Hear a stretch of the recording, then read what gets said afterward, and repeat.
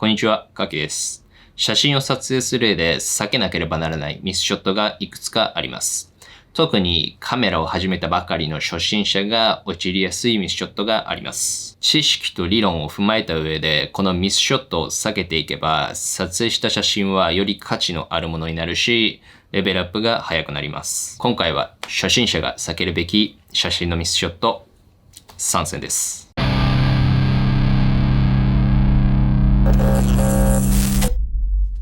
一つ目、白飛びです。これは露出の設定のミスによって発生します。デジタルカメラではカメラが認識できる光の強さっていうものがあって、白飛びの場合、カメラの許容範囲よりも強い光をセンサーに当ててしまうことが原因です。白飛びが発生しやすい写真の例としては、空に浮かぶ雲であったり、水面の光の反射であったり、照明とかライトに使っている強い光を放っている光源などがあります。あとは単純にこういう白いものとか雲の間から見えたり、夕暮れの時に幻想的な風景を作り出す太陽っていうのも、フレームに入れた時に露出の設定が適切でない限りは白飛びしてしまっていることがほとんどです。白飛びを避けなければならない理由はいくつかあります。デジタルの写真は写真の明るさっていうのもデータの数値になっています。例として RGB8 ビットの場合、写真の明るさは0から255の数値で表示されていて、数値が大きくなるほど明るくなります。この上限の明るさの255よりも明るくなってしまった部分は全てデータとしてなくなってしまいます。写真の中の明るい部分がこの255よりも小さい数値で表示されているならば、それはカメラの認識範囲に収まっているので、細かな明るさの違いっていうのを表示することができています。この255よりも大きくなってしまった場合、最終的にデータとして255にはなるんだけれども、そこは全て255で塗りつぶしたことと同じになります。本来であればそこにあるはずであった細かな明るさの違いっていうのがなくなってしまうので、これはデータがないと言っていいと思います。データがないということは、写真の編集をすることができなくなってしまいます。デジタルの写真は写真のデータの数値を変化させることによって編集をしているんだけれども、あるはずであったデータがないということは、編集で変化を加えることができなくなってしまいます。これが一つ目の理由です。写真を絵に例えるとします。絵を描くためにキャンパスを用意して、そのキャンパスを絵の具で埋めていきます。キャンパスにまだ何も塗っていない部分があるとしたら、その絵はまだ完成していないと言えます。写真で例えると、白飛びでデータがなくなってしまっている場合、絵の具で白い絵の具を塗ったわけでもなく、そこには何もしていないのと同じになります。つまり、白飛びをしてしまった写真は未完成、不完全ということになります。モナリザが絵画としてあれだけ評価が高いのは、未完成が多いダ・ヴィンチの作品の中の数少ない完成品だからというのも理由の一つです。実際にダ・ヴィンチ本人もモナリザをとても大切にしていたそうです。キャンパスを隙間なく埋めて絵画として完成させたからというのも本人が大切にしていた理由の一つだと思います。他の理由は本人に聞かないとわからないですね。話がそれました。とにかく写真であればフレーム内の全ての情報をデータとして確実に表示させて、全てを自分の意図している通りに表現できていることが写真として完成度が高いということになります。これがもう一つの理由になります。白飛びを避ける方法はいくつかあります。デジタルカメラはほとんどの場合、ヒストグラムの表示があります。ヒストグラムは写真の中の明るさの量の分布を表示しています。ヒストグラムの右端が明るさの上限になるので、ヒストグラムの表示をこの右側より内側に収めることで白飛びを回避することができます。ヒストグラムはリアルタイムで動くので、ヒストグラムを確認しながら調整をすることができます。右端の内側に収まるように露出を設定していけば、ほとんどの場合、白飛びをさせずに適切な露出にすることができます。他にも白飛びをしていることを表示してくれたり、警告してくれる機能があるカメラもあるので、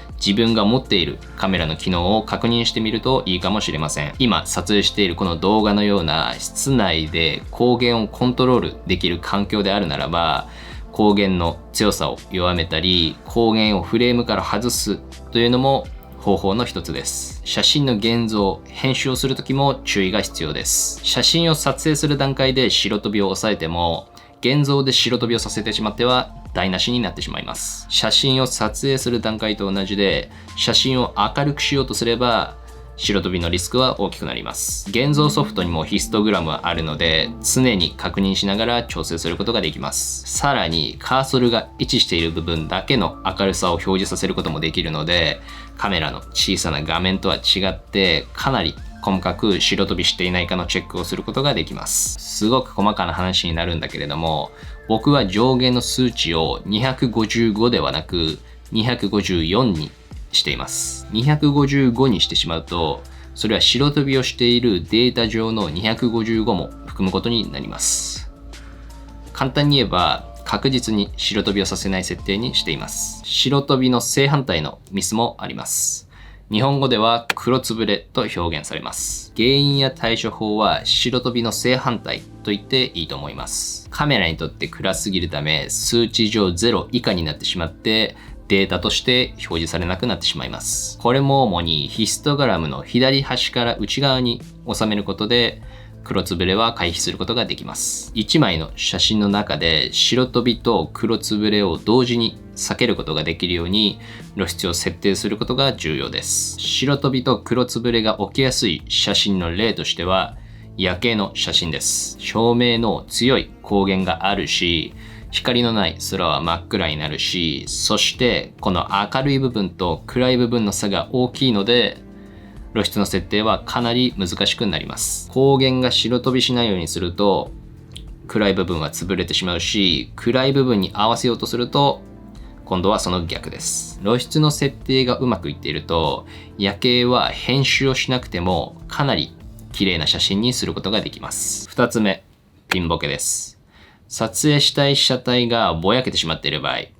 何を撮影したのかわからなくなってしまいます。ピントがわずかに外れただけでも被写体の輪郭が曖昧になってしまって写真のシャープさがなくなってしまいます。今のカメラのピント調整機能っていうのはとても優れていて、ピントが合うスピードも超速いし、精度もかなり正確です。ほとんどの撮影ではオートフォーカスを使った方が効率がいいし、ピントが合う確率も大きいと思います。スポーツの撮影、野生動物の撮影、あとは車とか、動きの速いものに対しては、オートフォーカスを使った方がピントが合う確率は大きいと思います。ただ、オートフォーカスを過信しすぎるのは禁物です。フォーカスがまだ合っていないうちにシャッターを切ってしまうことは今でもまだよくあることだし、フルオートフォーカスだとピントが合っている部分っていうのはあくまでカメラがピント位置を決めているだけです。自分が意図しているところに確実にフォーカスを合わせるためには最終的に自分でフォーカス位置を決める必要があります。フォーカスをする部分を手動で決めたり、オートフォーカスである程度ピントを合わせたところからさらにマニュアルで微調整ができる機能があるカメラがあります。あとはピーキングアシストとか、確実にピントを合わせたいのならそういう機能を使うこともおすすめです。あくまでオートフォーカスは撮影をサポートする機能なので、最終的に意図しているところにピントが合っているかどうかは自分で判断した方がピンボケのリスクは少なくなります。そして僕が思うピンボケはもう一つ種類があります。これはレンズの絞りが開きすぎている場合に発生します。例えば目にピントを合わせた場合、目にはピントが合っているんだけれども、視野界深度が浅すぎて目の前後から強いボケが発生してしまって顔の輪郭がぼやけてしまうっていう場合があります。これは初心者に多いんだけれども、一眼カメラはボケを作ることができるので、ぼかすのが楽しくなってしまって必要以上に開放で撮影してしまうことです。被写体以外をぼかせば被写体を強調させることができるんだけれども、その被写体までぼかしてしまっては意味がないということです。もちろんそのボケが意図しているものなら問題ありません。またモナリザに出てきてもらいましょう。モナリザの顔の輪郭はスフマート画法によってぼやけた印象を持っています。これはカメラのピントの話とは少し違うところではあるんだけれども、輪郭をぼやすことで印象的な作風にすることができています。写真のボケを確実に意図してそれがいい効果を生んでいるならば、そのボケの技術は成功していることになります。ただ、そのボケが悪い方向に進んでしまうと、その写真はただボケているという印象になってしまいます。実のところ、このピントの調整はとても難しい技術の一つです。スタジオの撮影では大きなモニターを用意して、カメラマンが撮影した写真を別のカメラマンやアシスタントが常にピントが外れていないかをリアルタイムでチェックしたりします。映画の撮影でも同じく大きなモニターを用意して数人がかりでフォーカスを調整したりもします。フォーカスを専門にやる人もいるくらいです。そのくらいこのピントというのは写真や映像の印象を決める大きな役割を持っています。ただ、ピントのためだけに常に大きいモニターを持ち運べるわけではないし、ほとんどの撮影は一人でやると思います。カメラについている小さな画面では、ピントが合っているかどうかを確認するのも難しいです。一つ確実に言えることは、ぼかすことはかなり強い危険性があるということです。できる限りシャープに撮影できるカメラの設定にして、フォーカスをじっくり練ることができる撮影であるならば、時間をかけてフォーカスを確認する方がいいと思います。ちなみにレタッチとして後で写真にぼかしを加えることはできるんだけれども、逆にボケた写真をレタッチによってピントの合った写真にすることはほぼ不可能です。カメラを始めたばかりの時はもちろんボケの効果を楽しむこともいいことだと思います。レベルアップをしたいのなら不必要なボケは避けて二重の意味でなるべくボケを少なく撮影できるようにしましょう。3つ目、ブレです。写真のブレはひどいものだと何が写っているかわからなくなるものもあるし、程度が小さくても輪郭が二重に見えたりして画質が低下する大きな原因の一つです。例えば被写体の輪郭を形成している画素、ピクセルが100個あったとします。写真のブレによって輪郭が二重になってしまった場合、単純に画素数的な画質が半分以下になってしまうことがわかると思います。ブレによる画質への影響とそのシビアさがよくわかると思います。ピントは確実に合っているはずなのになぜか写真がぼやけて見えるっていう時は大体このブレが原因です。僕の体感的な話をすると、ブレていない写真が動画で例えるなら 4K だとすると、ブレが発生してしまっている写真っていうのは HD とか SD の画質になっているように見えることがあります。ブレはカメラがシャッターを切る瞬間にカメラが動いてしまうのが原因です。もちろんカメラには優秀な手ブレ補正機能があるんだけれども、これも過信は禁物です。ブレが激しすぎるとカメラのオートフォーカスの検知と動作が間に合わなくなってしまってピンボケにつながります。高性能なカメラやレンズではあまり心配することではないんだけれども、手ブレ補正の方式によっては光軸が歪む可能性があるので、レンズの描写の性能が落ちてしまったり、写真が歪む可能性があります。手ブレ補正の機能はあくまでサポートであって、シャッターを切る瞬間にはカメラを動かさないようにするのが基本になります。ブレを回避する方法として一番簡単なのは、速いシャッタースピードを使うことです。カメラの動きよりも圧倒的に速いスピードでシャッターを切ることができれば、ブレは少なくすることができます。ただ、これは十分な光の量がある時にしか使えません。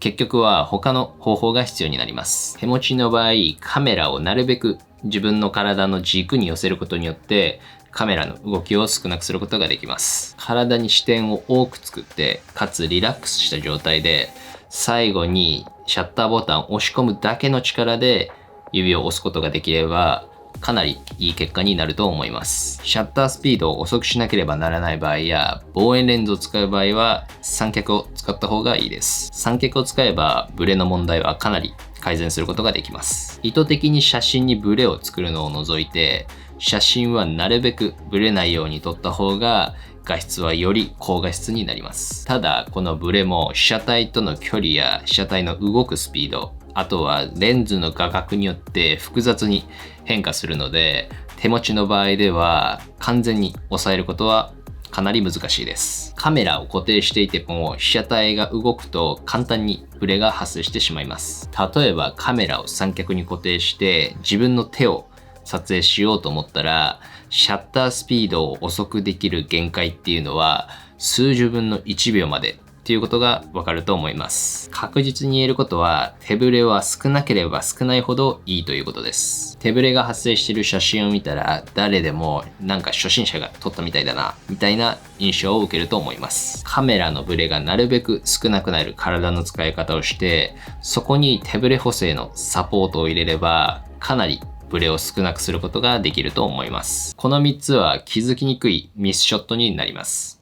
気づきにくいので、初心者に多いミスになります。そしてどれだけカメラが高性能でも、このミスショットは発生する可能性があります。1枚の写真をこの3つのことに注意して撮影ができていると、かなりいい写真にすることができます。写真の見栄えがかなり良くなるので、プロが撮影したような写真にぐっと近づきます。正直なところ、プロの多くはこの3つを毎回確認して撮影をしています。とても基礎的なことではあるんだけれども、写真の画質を大きく左右するので、この3つのミスは必ず避けたいことです。プロのカメラマンが撮影した写真はとても綺麗に見えるので、何か特別なことをしていると思いがちです。もちろん特別な技術を使っていることはあるんだけれども、それはこの3つのポイントが確認できているから成り立っているっていう場合がほとんどです。このミスショットは写真が初心者っぽく見える原因になるので、初心者は第一に避けたいことだし、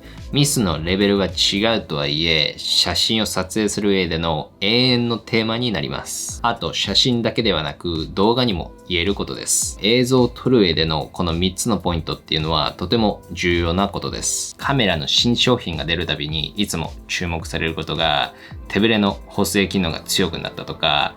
ピントを合わせる被写体の検知が良くなったとか、あとは露出を最適にするためのデータの記録方式が追加されたとか、そういうところから見ても、この3つのポイントがとても重要なのがわかると思います。この3つのポイントはすぐに確認することができます。これをいつも頭の中に入れて練習をしていきましょう。この動画がいいと思ったらいいねお願いします。そしてチャンネル登録もお願いします。ではまた次の動画で会いましょう。バイバイ。